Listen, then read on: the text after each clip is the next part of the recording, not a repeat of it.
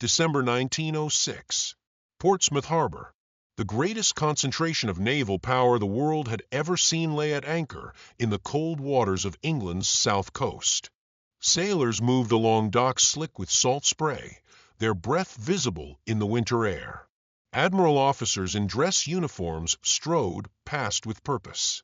Dock workers hauled supplies aboard vessels that represented the accumulated wisdom of centuries of British naval supremacy. And through this forest of masts and funnels, past the hulking iron giants that had ruled the seas for decades, walked a cat. He was unremarkable at first glance. Black and white fur, green eyes that caught the weak December light. Perhaps a year old, perhaps less.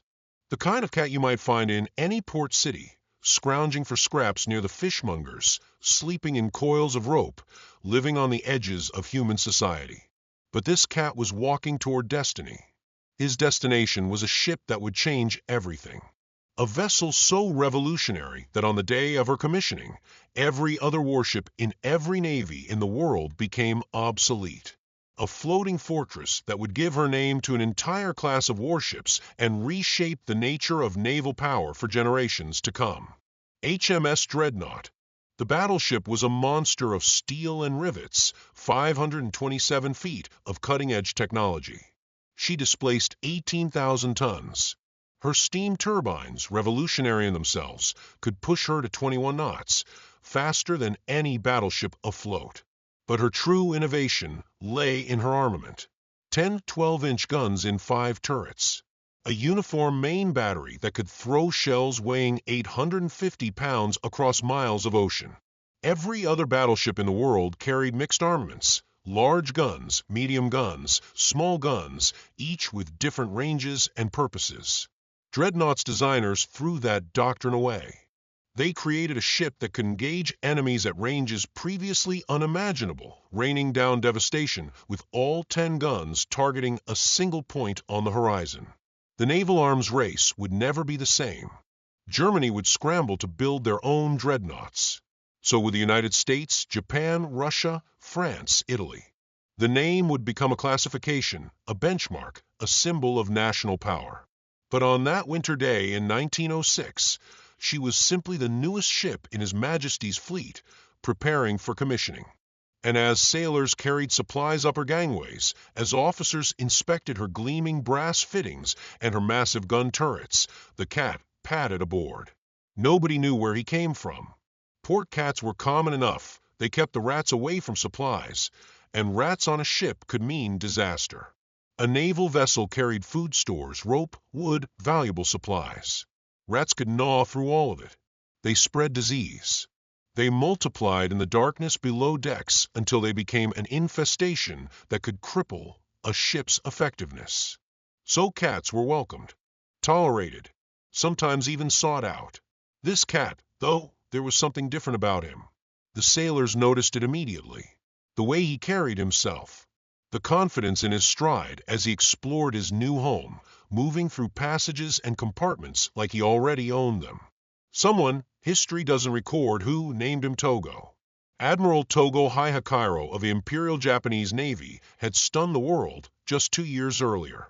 At the Battle of Tsushima in 1905, Togo's fleet had annihilated the Russian Baltic Fleet in what was considered the most decisive naval victory since Trafalgar. The Japanese admiral had become a legend, proof that modern naval tactics combined with superior technology and training could achieve total victory. Naming a British ship's cat after a Japanese admiral might seem odd, but the Royal Navy respected excellence wherever they found it. Togo was a warrior's name, a winner's name, and this cat seemed to deserve it. He settled into life aboard the Dreadnought with remarkable ease. While other cats might hide in the depths of a ship, emerging only to hunt or eat, Togo made himself visible. He patrolled the decks. He attended morning inspections. He sat in on officer briefings, watching the humans with those intelligent green eyes as they discussed naval strategy and gunnery drills. The crew adopted him completely. In the rigid hierarchy of naval life, where every man had his place and his duties, Togo existed outside the chain of command.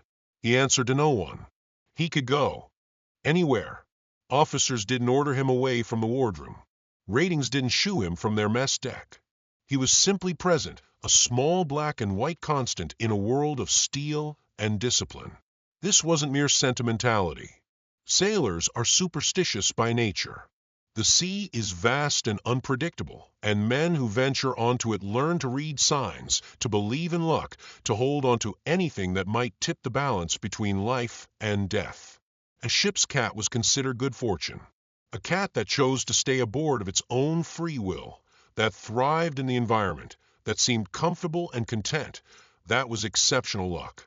And the Dreadnought would need all the luck she could get. The ship was commissioned on December 2, 1906, an event attended by the highest levels of British society. King Edward VII himself had laid her keel back in October 1905.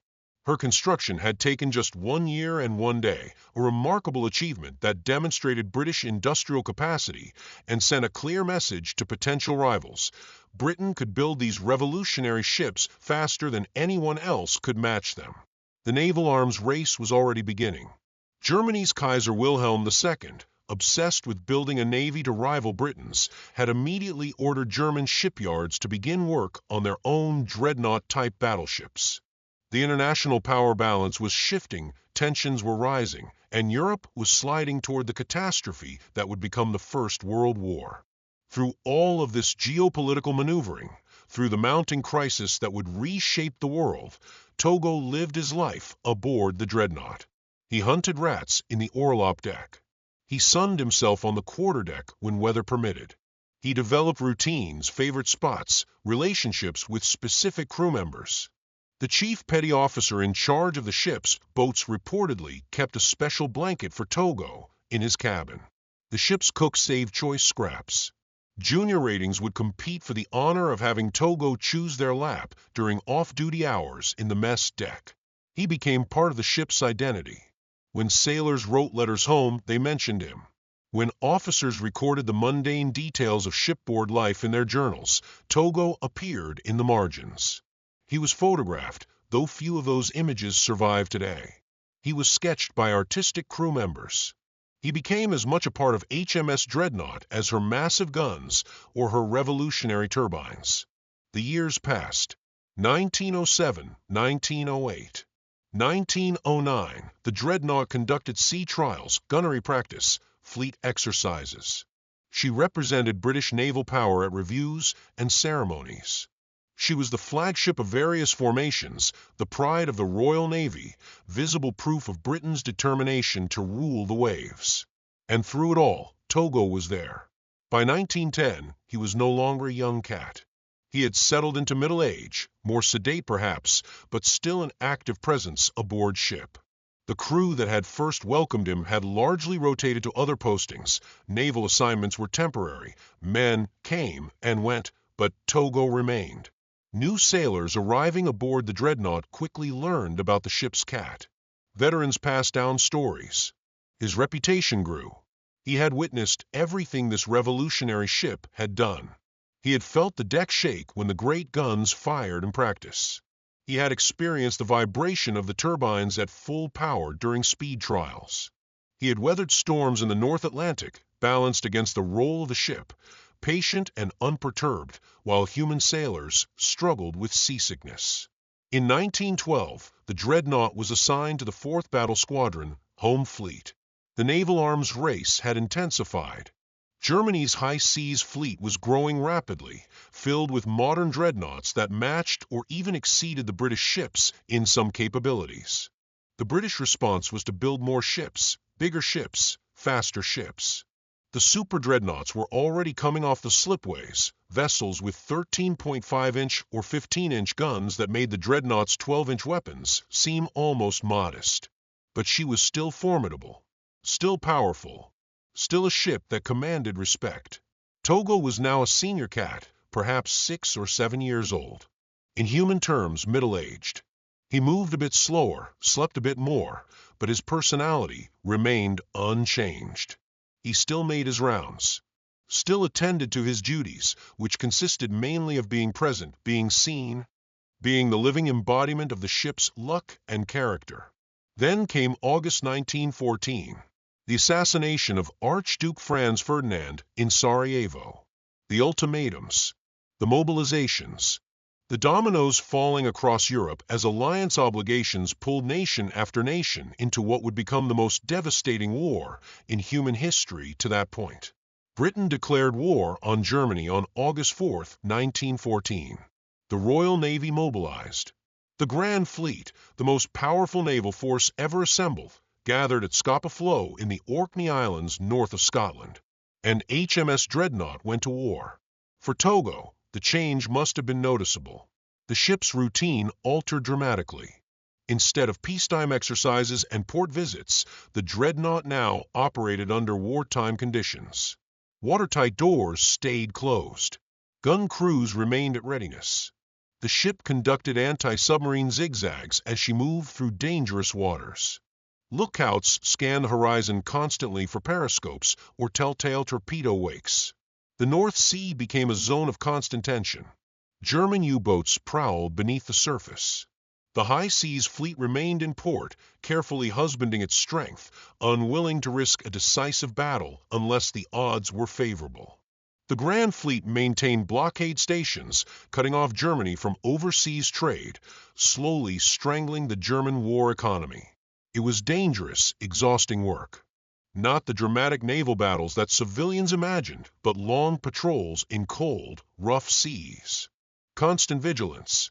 The knowledge that at any moment a torpedo could come lancing out of the depths, or a fleet action could develop that would decide the fate of nations. Togo adapted. Cats are adaptable creatures, and had lived aboard the Dreadnought for 8 years. This was his home. These were his people. Wartime or peacetime, his routine continued. He still needed to eat, to sleep, to hunt the occasional rat, to maintain his dignity and his presence. The crew drew comfort from him. In the stress of wartime operations, with the constant possibility of sudden death, small things became important. The familiar sight of Togo making his rounds provided continuity, normalcy. He was a reminder that life went on, that not everything had changed, that the Dreadnought was still their ship and their home. Throughout 1914 and into 1915, the great naval battle everyone expected never materialized.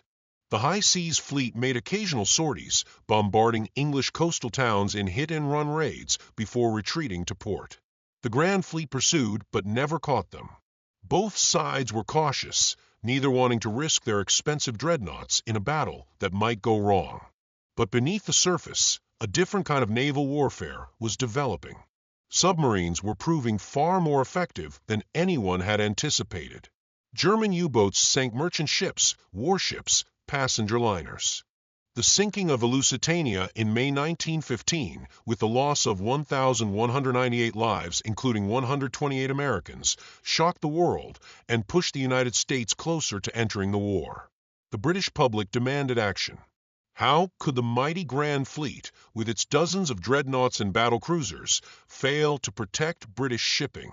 Why hadn't there been a decisive battle? The admirals had no good answers.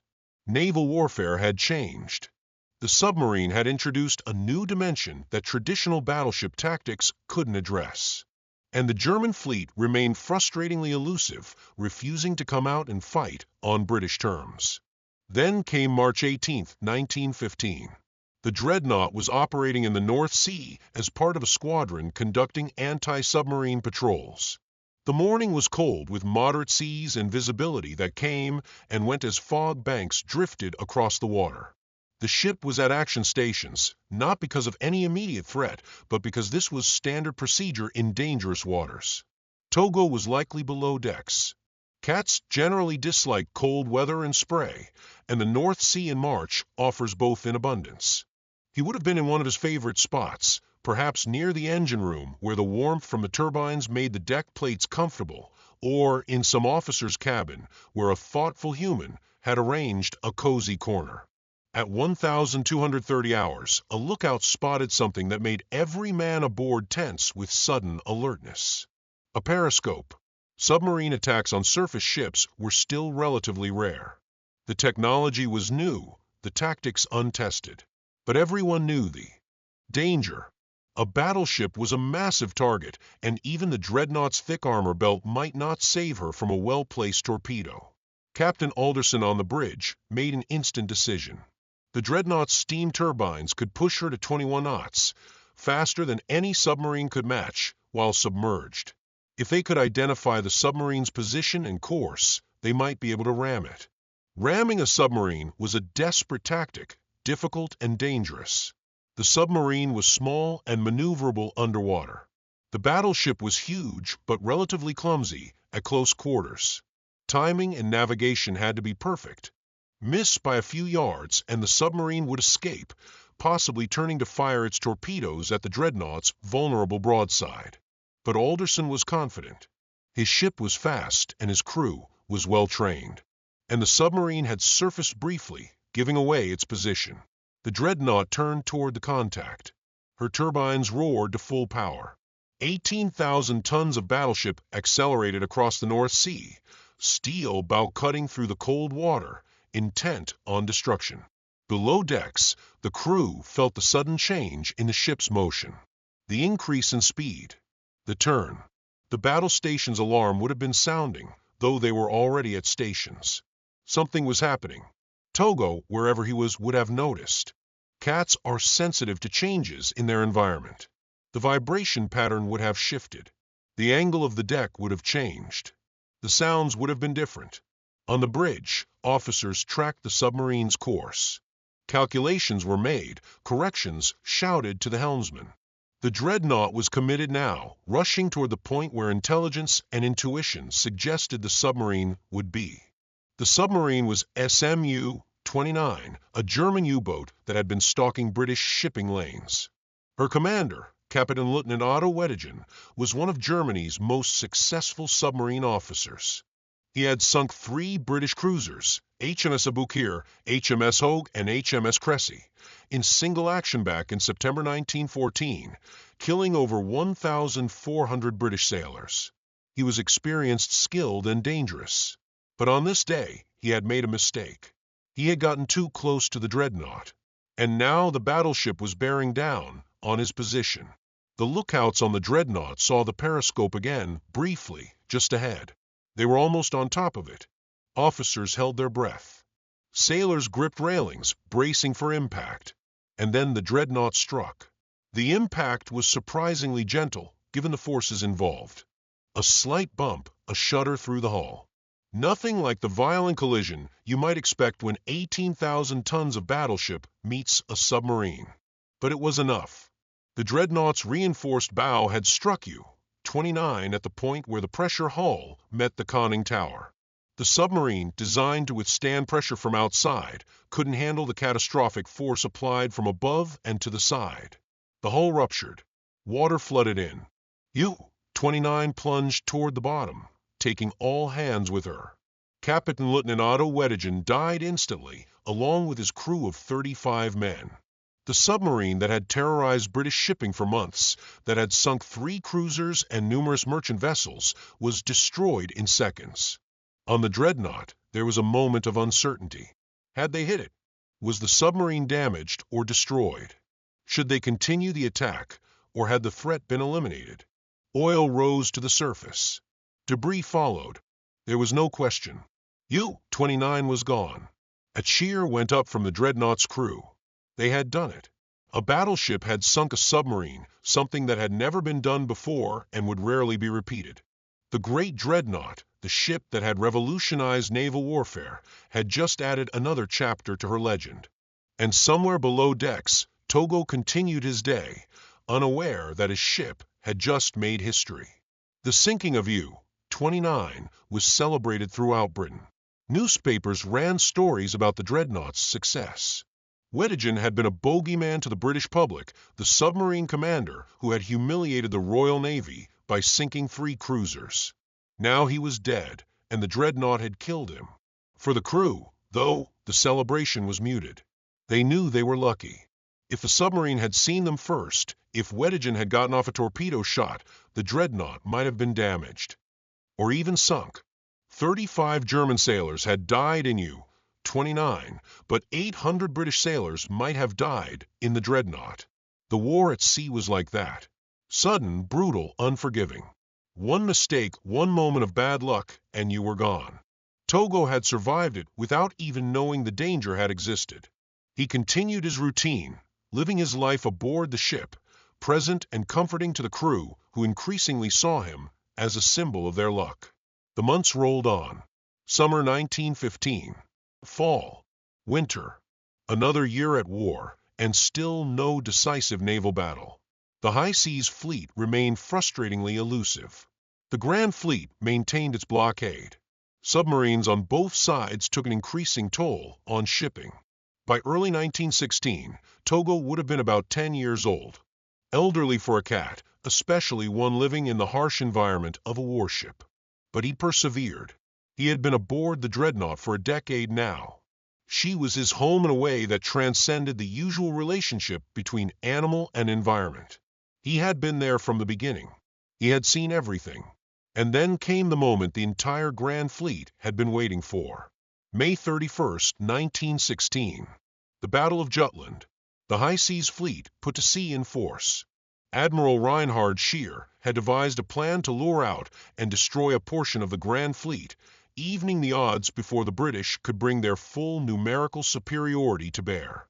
The battle cruisers under Admiral Franz Hipper would serve as bait, drawing British ships south where the main body of the High Seas Fleet waited. But British naval intelligence had broken the German codes. Admiral John Jellicoe, commander of the Grand Fleet, knew the Germans were coming out. He put to sea with the entire Grand Fleet, 28 dreadnought battleships, 9 battle cruisers, and supporting cruisers and destroyers. It was the largest concentration of naval power ever assembled for a single battle. HMS Dreadnought sortied with the 4th Battle Squadron.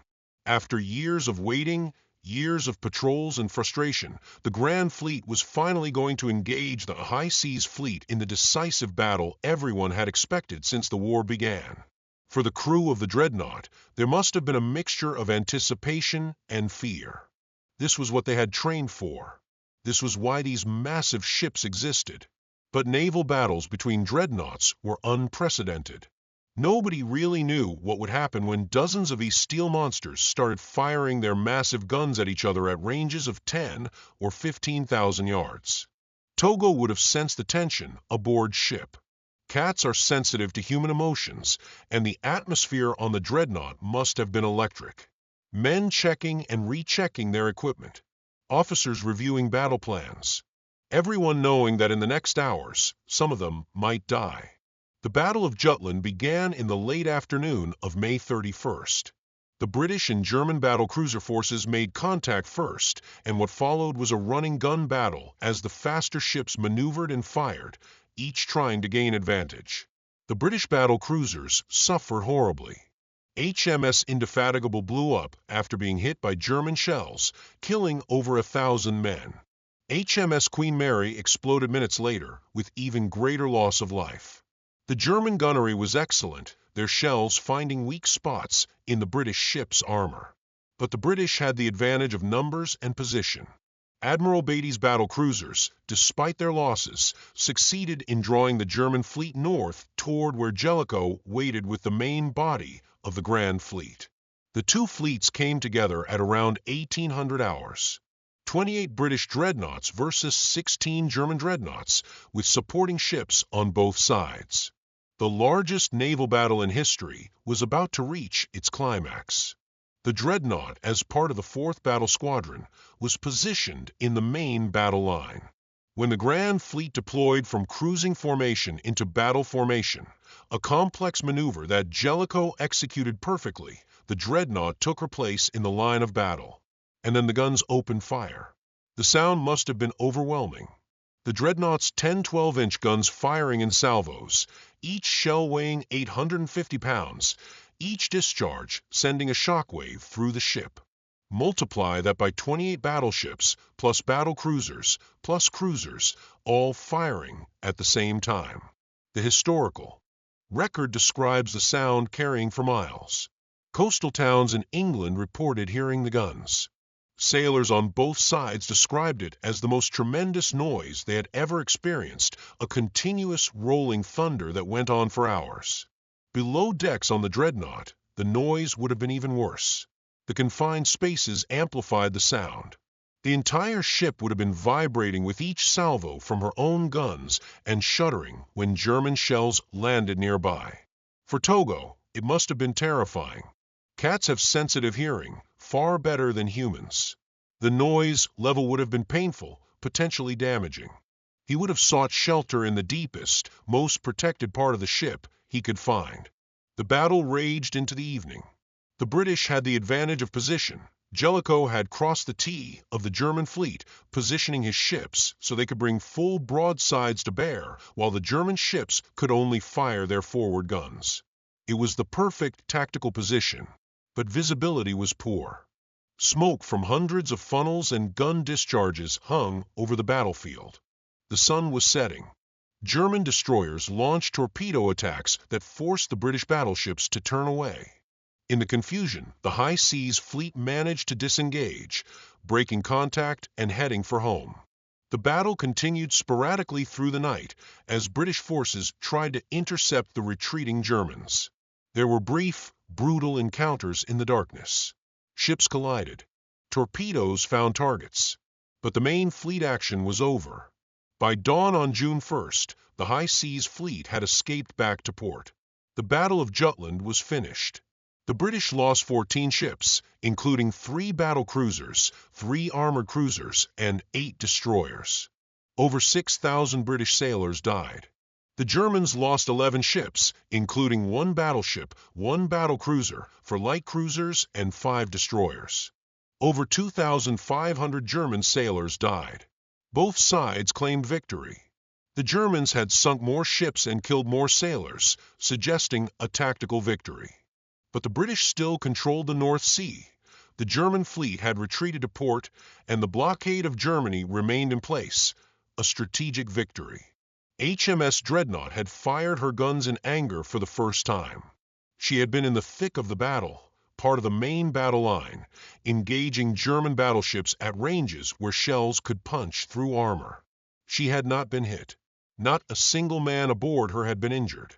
And she had survived the largest naval battle in history without damage.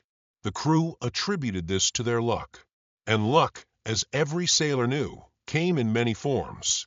One of those forms had 4 legs and black and white fur. Togo had survived Jutland. He had endured hours of thunderous gunfire, the most violent experience of his life. But he had survived, and so had his ship, and so had his crew. After Jutland, the naval war changed character again. The high seas fleet never ventured out in force again. The German admirals had seen what happened when dreadnoughts fought dreadnoughts, and they had no appetite for repeat performance. Germany increasingly relied on unrestricted submarine warfare to try to starve Britain into submission. The Grand Fleet continued its blockade. The patrols continued. The tension continued. But there would be no second Jutland. For Togo, life returned to something approaching normalcy.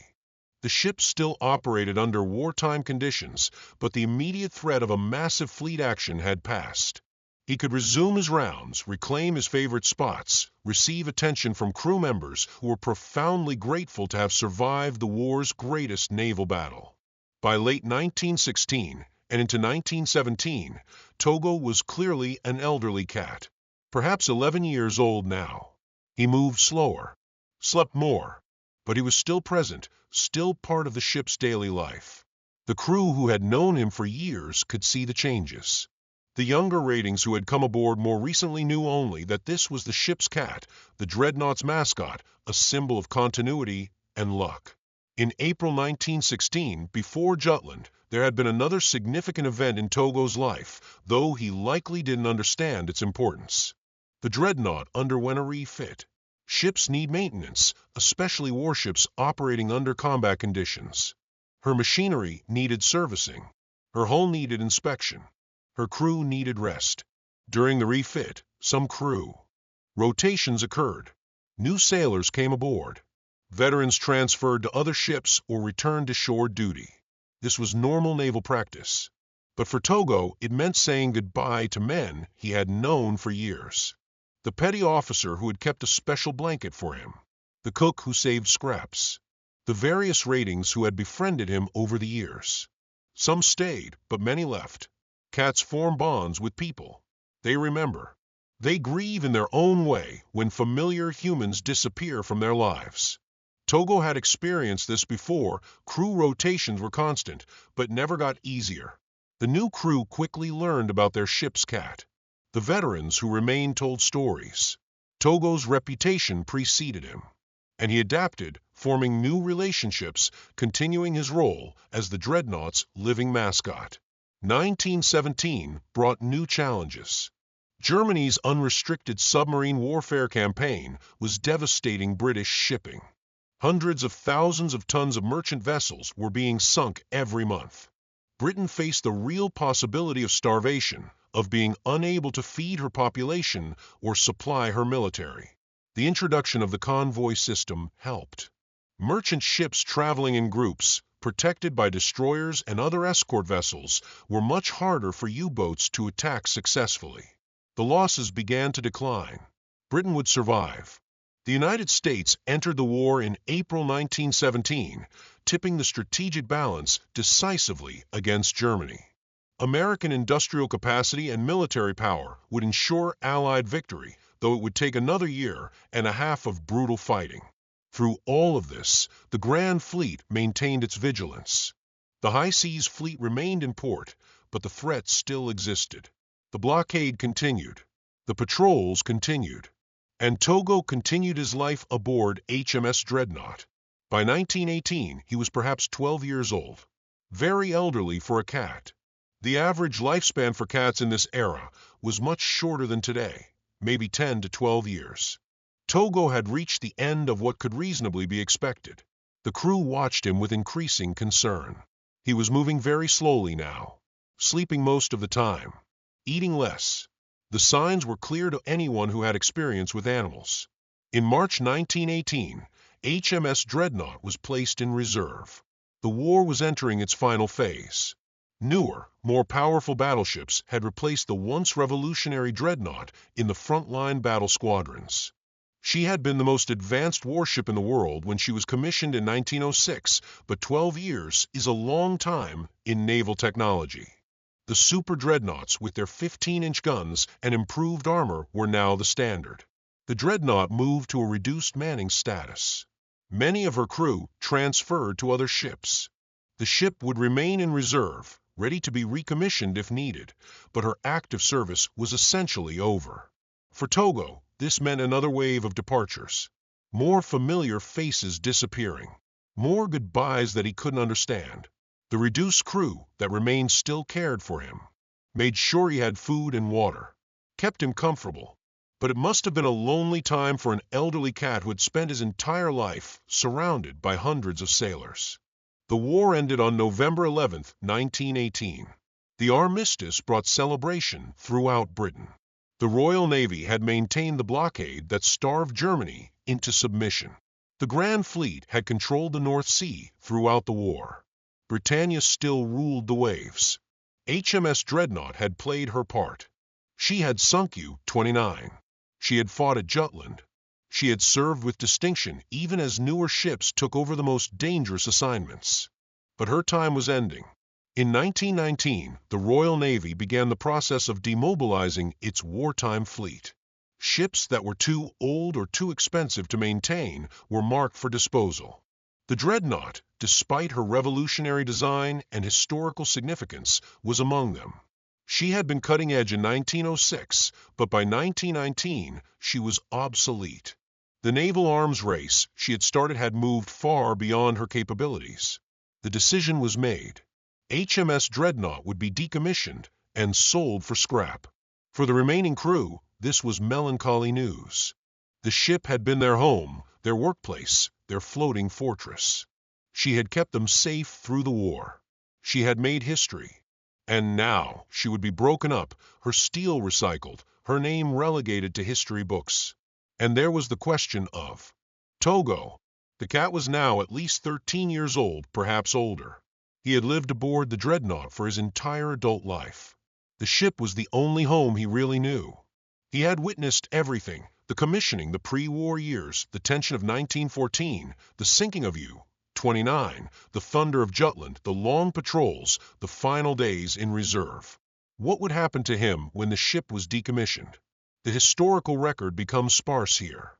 Naval archives meticulously document ships, battles, casualties, equipment. They rarely mention cats, except in passing. What happened to Togo in the final days of HMS Dreadnought service is not definitively recorded. But we can piece together the likely sequence of events from similar cases and from the fragmentary references that do exist. Ships' cats typically had a few possible fates when their vessels were decommissioned. Sometimes they were adopted by crew members who had formed particularly strong bonds with them. Sometimes they were transferred to other ships, continuing their service with a new crew. Sometimes, if they were very old or ill, they were humanely euthanized to prevent suffering. Given Togo's age and the fact that he had spent 13 years aboard the Dreadnought, adoption was the most likely outcome. One of the officers or ratings who had served with him during those final months probably took him home. Gave him a place by a fireplace, a comfortable bed, regular meals, and a quiet retirement after his years of service. This was not uncommon. Sailors formed deep attachments to their ship's cats. These animals shared the dangers and hardships of naval service. They provided comfort during difficult times. Taking care of them after their service ended was seen as an obligation, a matter of honor. So Togo likely left the ship sometime in late 1919 or early 1920, carried off in the arms of a sailor who had decided to give the old cat a peaceful final chapter. He would have experienced solid ground under his paws for the first time in over a decade. Stairs instead of ladders. Doors that stayed open. Windows with views of gardens instead of ocean. The sounds of a household instead of a warship. It must have been disorienting. But cats adapt, and after a lifetime of adapting to naval service, Togo could certainly adapt to retirement. HMS Dreadnought was formally decommissioned in March 1920. The process of selling her for scrap took some time. There were formalities, paperwork, negotiations with shipbreakers. But by 1921, the process was underway. The ship that had changed naval warfare forever was towed to the breaker's yard. Her guns were removed. Her machinery was torn out. Her armor plates were cut away. Her hull was sectioned and melted down. The steel that had once been the most feared battleship in the world was recycled, perhaps becoming part of bridges, buildings, or even new ships. Her name lived on. The Royal Navy would commission other ships named HMS Dreadnought. The most famous would be Britain's first nuclear-powered submarine, commissioned in 1963. That vessel carried forward the tradition of revolutionary naval technology that the original Dreadnought had established. But the ship that Togo had called home was gone, reduced to scrap metal and memories. As for Togo himself, the historical record goes silent. We don't know exactly when he died. Cats of his age rarely lived much beyond 13 or 14 years in that era. If he was adopted in 1920, he probably lived another year or two at most, enjoying whatever comfort his final home provided. There are no photographs of his grave, no memorial stone, no official naval record of his death. He was, after all, just a cat. The Navy didn't maintain personnel files for animals. But the sailors who served aboard HMS Dreadnought remembered him. In their letters, in their memoirs, in their conversations in veterans' halls after the war, Togo appeared, the ship's cat who had been there from the beginning, who had survived you, 29, and Jutland, who had brought them luck through the most dangerous years of their lives. Some of those veterans would have told their children and grandchildren about Togo. The stories would have been passed down, becoming part of family history. A great-grandfather who served on the Dreadnought, who knew a cat that lived through the Great War at sea. And in naval history, Togo's story became one of those footnotes that reveals something important about the human experience of war. The great battles and strategic decisions fill the main text of history books. But in the margins, in the smaller stories, we find what it was actually like to live through those events. Togo's presence aboard HMS Dreadnought tells us about the psychological needs of men in combat, about the importance of small comforts in harsh environments, about the superstitions and beliefs that helped sailors cope with danger they couldn't control. Naval warfare in the First World War was paradoxically both terrifying and boring. Ships spent weeks at sea on patrol, doing nothing, seeing nothing, maintaining constant vigilance against threats that might never materialize. Then suddenly there would be action, a submarine contact, a brief engagement, or in rare cases a full fleet battle. In seconds, everything could change. A ship could be hit, could sink, could take hundreds of men down with her. Living with that level of uncertainty required mental fortitude. It also required anchors, things that provided stability, routine, normalcy.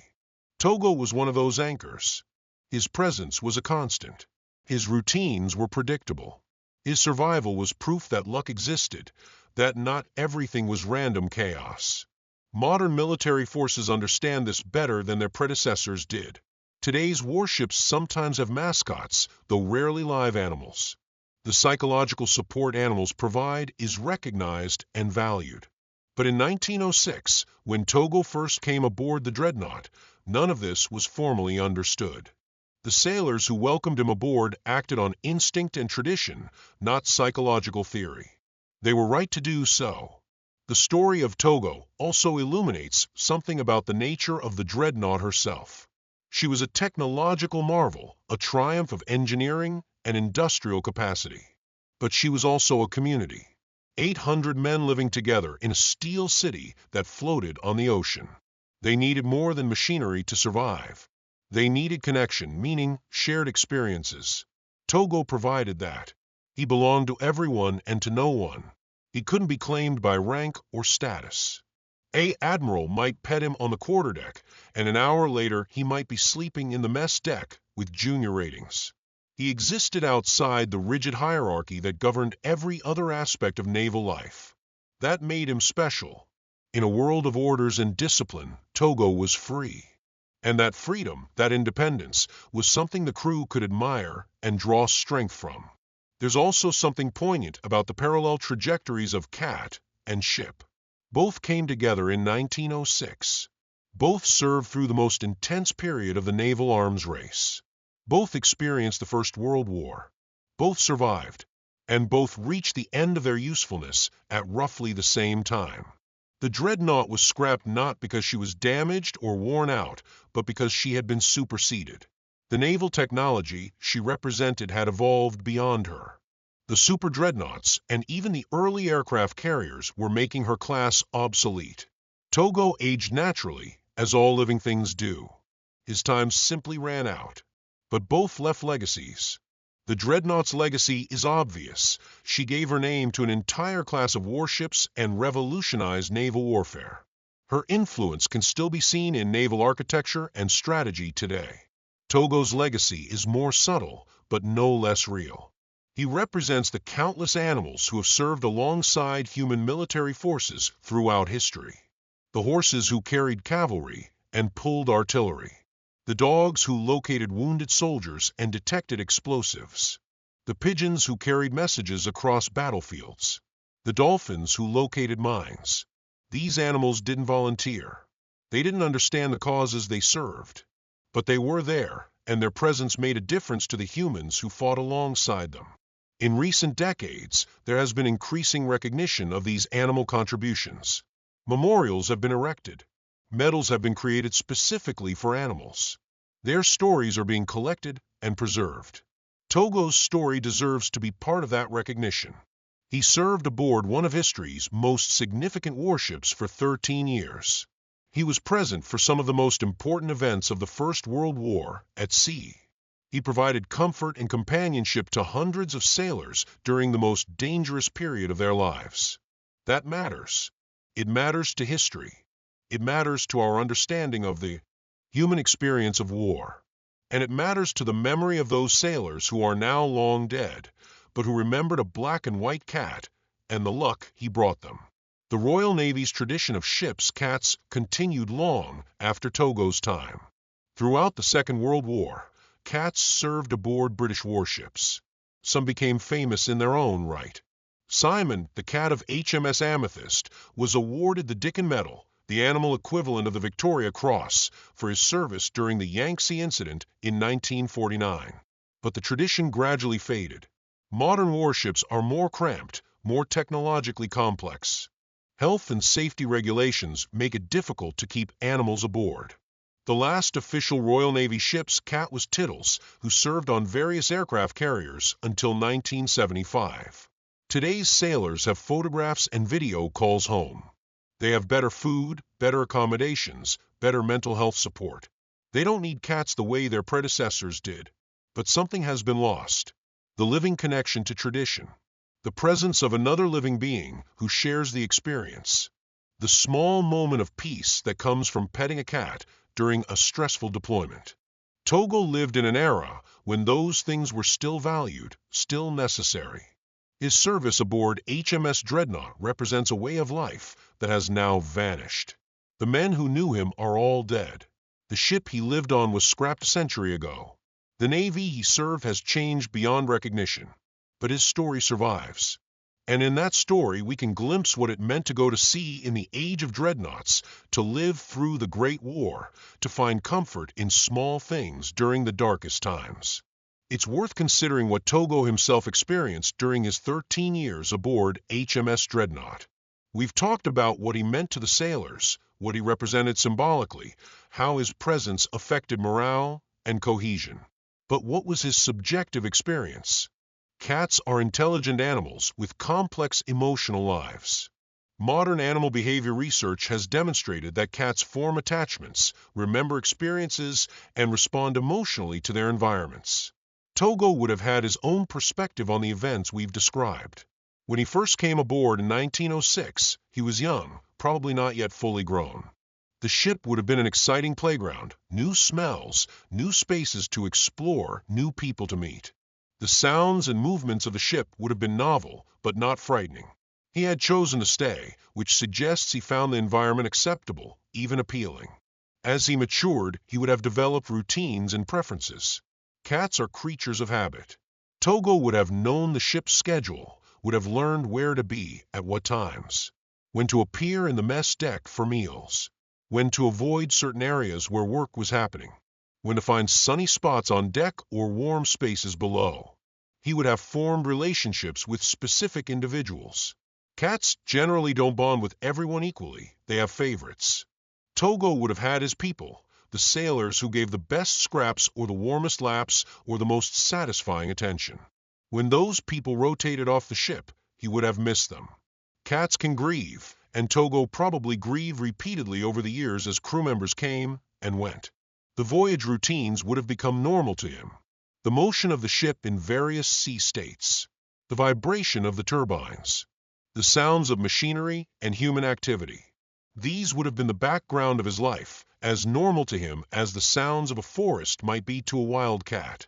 But then came the war, and with it experiences that no cat could have been prepared for. The Battle of Jutland, particularly, must have been traumatic. The noise alone would have been painful.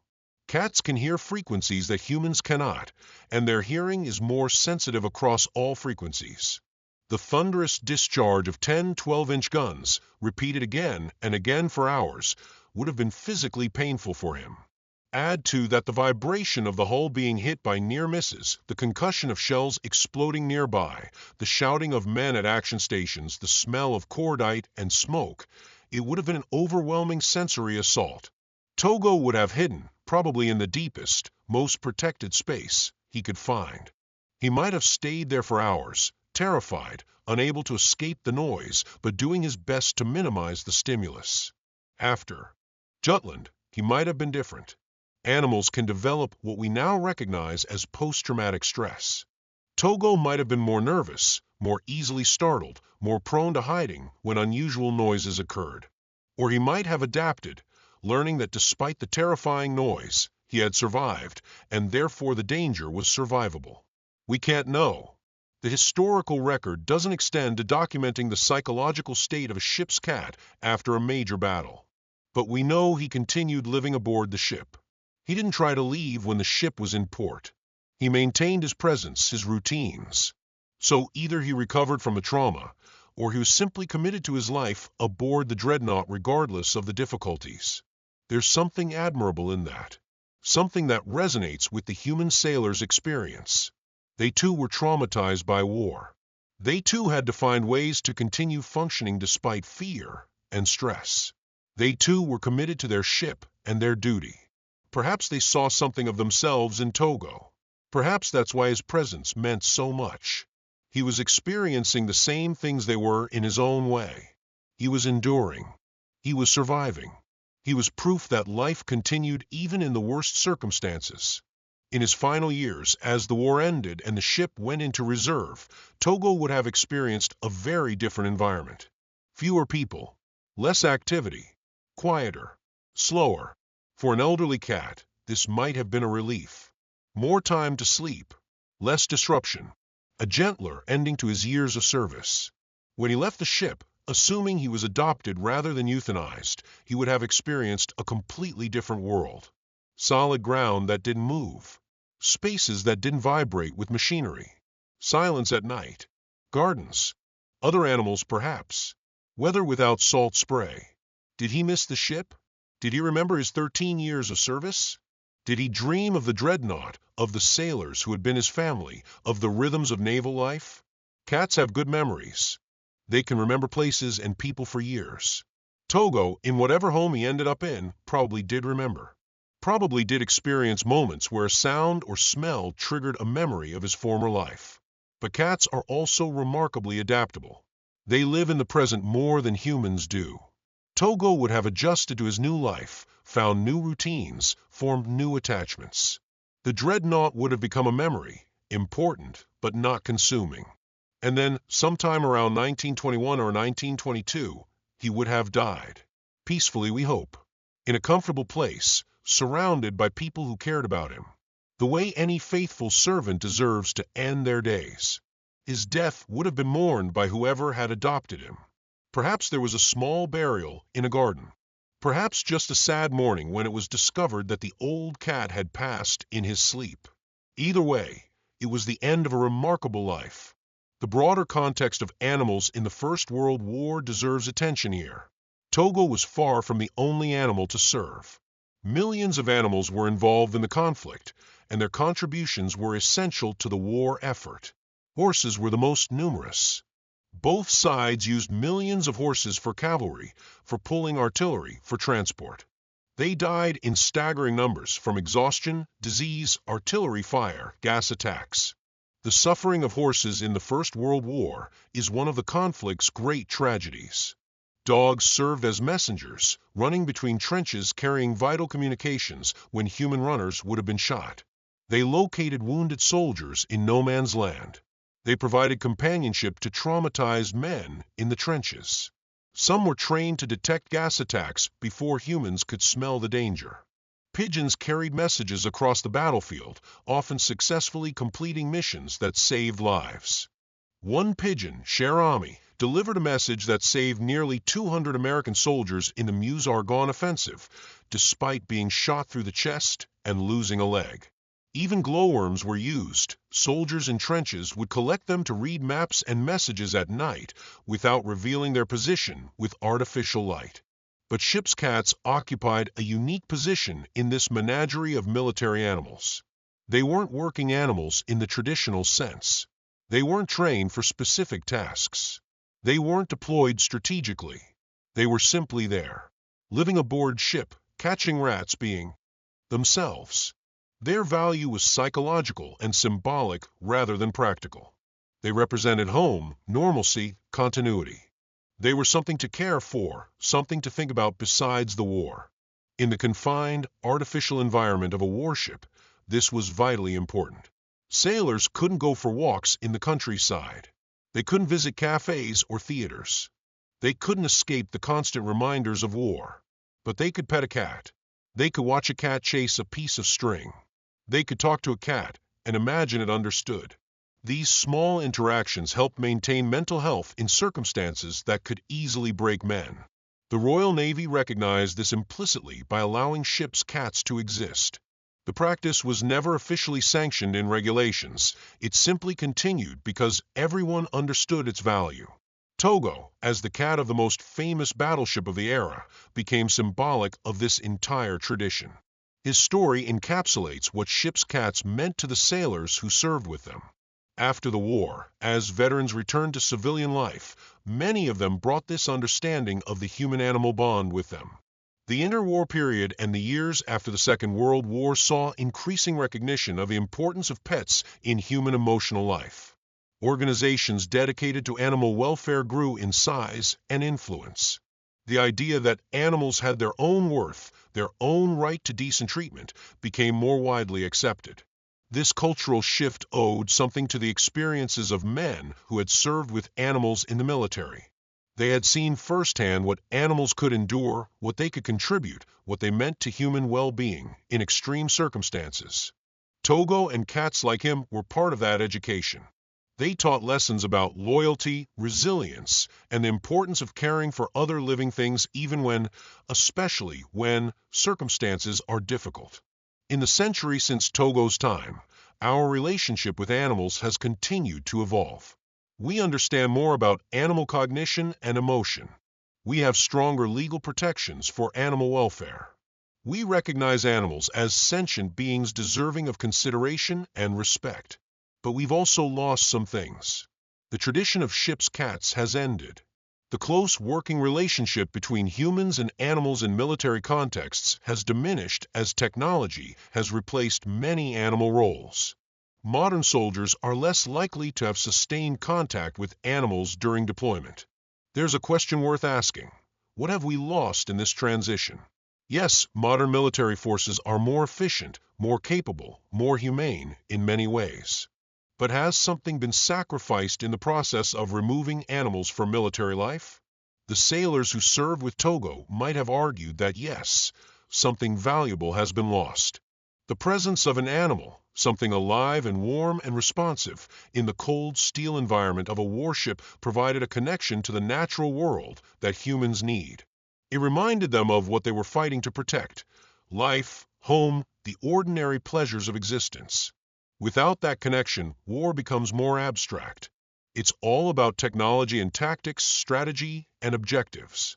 The small, personal, emotional dimensions recede. Perhaps that's inevitable. Perhaps it's even desirable. War should be abstract, impersonal, focused on objectives rather than emotions. Perhaps animals should be kept far away from human conflicts. But then we lose the stories like Togo's. We lose the example of cross-species loyalty and companionship under the most difficult circumstances. We lose a piece of what it means to be human, the capacity to care for other living things even when we ourselves are in danger. These are complex questions without easy answers, but they're worth pondering as we consider Togo's legacy.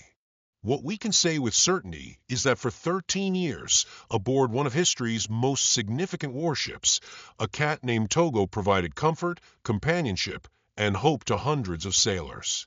He survived experiences that would have killed most animals. He adapted to an environment completely alien to his species. He endured, and in enduring, he became something more than just a cat. He became a symbol, a representation of resilience and loyalty, a reminder that life continues even in the midst of war, a small, furry proof that kindness and care matter even when the world seems consumed by violence. That's worth remembering. That's worth honoring. That's why his story deserves to be told. As we reach the end of Togo's story, it's worth reflecting on what we can verify historically and what remains speculation.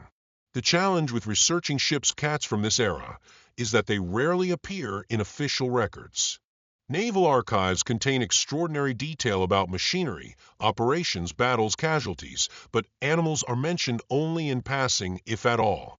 What we know for certain about Togo is limited. He was the cat mascot of HMS Dreadnought. This is documented in various contemporary sources, including letters from sailors and references in naval histories. He was aboard during the ship's active service, which spanned from commissioning in December 1906 through to the ship being placed in reserve in 1918 and final decommissioning in 1920. He was present during the sinking of U-29 in March 1915 and the Battle of Jutland in May 1916, the two most significant combat actions the Dreadnought participated in.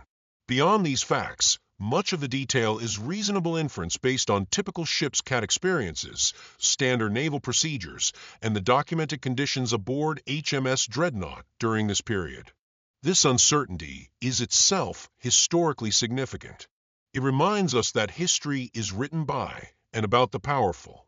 The great men, the important decisions, the major battles, these are meticulously recorded. But the small details, the everyday experiences, the lives of ordinary sailors and their animal companions, these often vanish. Reconstructing Togo's story requires reading between the lines of naval history. When records mention that HMS Dreadnought was at Jutland, we know Togo was there too. When we read about the conditions aboard Dreadnought-type battleships during the Great War, we can imagine what Togo experienced. This methodology has limitations. We can't know his personality with certainty. We can't know exactly how the crew felt about him, or what happened to him after the war. These details are lost to time. But the core truth remains: Togo existed. He lived aboard HMS Dreadnought for over a decade. He was part of naval history at a crucial moment, and he mattered to the men who served with him. That's not speculation. That's documented fact. The story of HMS Dreadnought herself deserves a final mention. The ship was more than just the home Togo lived in. She was a revolution in naval architecture that changed the world. Before Dreadnought, battleships were compromises. They carried guns of different sizes because naval tacticians believed battles would be fought at varying ranges. Main guns for long distance, secondary guns for medium range, quick-firing guns for close combat. It seemed logical. But Admiral Sir John Fisher and his team of designers realized that with modern fire control systems, battles could be fought entirely at long range. If you could accurately target enemies at 10,000 yards or more, why bother with medium-range weapons? Instead, take all the weight and space those secondary guns required, and use it for more main guns. The result was revolutionary. Dreadnought could fire 8 guns in a broadside. 2 of her turrets couldn't fire directly to the side, so only 4 of her 5 turrets could engage targets on the beam. That was more heavy firepower than any 2 pre-Dreadnought battleships combined. She was also faster than any existing battleship, thanks to her steam turbines. She could choose when to engage or disengage. She could outrun anything that could threaten her and catch anything she wanted to destroy. When she was commissioned, every other battleship in the world became obsolete overnight. Britain had essentially reset the naval arms race and had given herself a head start by being the first to build the new type. The problem, of course, was that other nations immediately began building their own dreadnoughts. Britain's advantage lasted only as long as it took Germany, the United States, Japan, and other powers to lay down their own dreadnought-type battleships. This sparked the most intense naval arms race in history. By 1914, Britain had built more than 20 dreadnoughts. Germany had built more than 15. The expense was enormous. The diplomatic tensions were severe. Many historians argue that the naval arms race contributed significantly to the outbreak of the First World War. HMS Dreadnought, the ship that started it all, became almost a footnote in the story. She created. By the time war actually came, she was no longer the most powerful ship in the fleet. The super dreadnoughts, with their 13.5-inch and 15-inch guns, their improved armor and better fire control, had superseded her.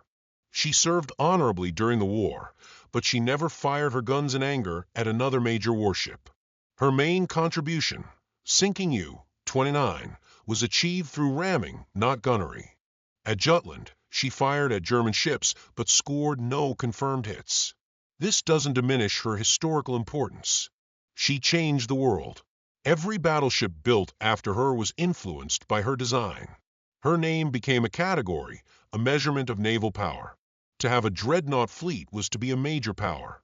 To lack one was to be irrelevant in naval terms. Togo lived through all of this. He witnessed the ship's commissioning, her trials, her service, her decline into obsolescence, her final decommissioning. In a sense, his life aboard the Dreadnought paralleled the arc of the Dreadnought era itself: revolutionary beginnings, intense middle years, quiet ending. There's a certain poetry in that parallel. The ship and the cat, both symbols of their time, both eventually superseded by the march of progress, both remembered fondly by those who knew them. Today, HMS Dreadnought exists only in photographs, documents, and memories. Her steel was recycled long ago. The men who served aboard her are all dead. The world she was built for, the world of great power naval competition, of battleship diplomacy, of fleet actions deciding national fate, that world is gone too. But her legacy persists. Naval architects still study her design. Historians still debate her impact. Her name still evokes the era of battleship supremacy.